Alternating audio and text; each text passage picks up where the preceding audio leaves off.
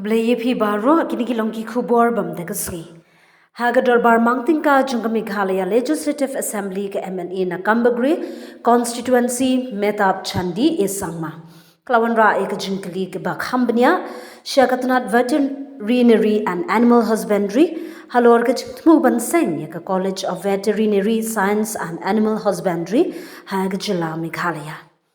Hag jinkali baklawan ra apo ka dorbar ka MLA klabu jinkali hatu ka sarkar ka donne em ka jintmu ka bashai banseng ye ka veterinary college hajilla but lagala depn kre ekanuganu ka detailed project report DPR ne ka jing ithu jaka bante ye ka te ka college kala kaliru halor ka jingyara pisana ka sarkar pedeng ne lingba ki kenhon kum ka ICAR barki ei ki lat jingyara ki samla puli ka jila ki bakwa ban puli veterinary science henry ki haplech ki jila shabar namar ka jingbamdan ka college ha ka jila namar ka jingbamdan jung minister in charge ka tnan u chief minister ka jila u konrad ki sangma ula jubab halor ka ne ka man ha ka jubab jung u konrad ki sangma ula ong ba ka sarkar ka sotho ye ka jingdon kam bandon ye ka college of veterinary science and Animal Husbandry ha ka jila henry ka mat kadang don ha ka benta GS log bar ka jinya thirbnia ula pente ba ka sarkar kadang bishari ka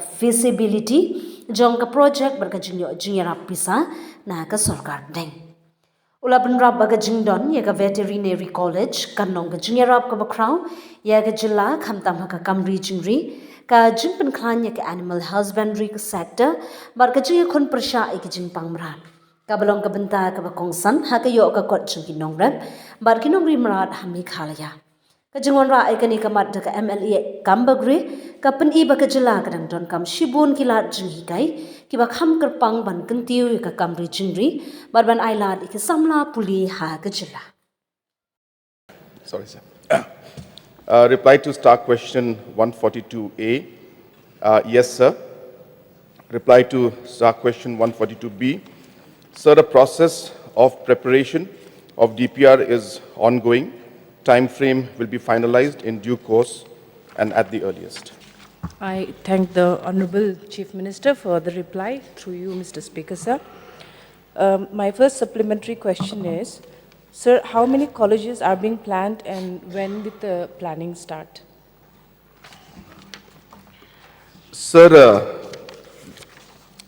in 2022, the cabinet then had decided, so I don't have the exact date, but I remember the year 2022, the cabinet had decided that we should have college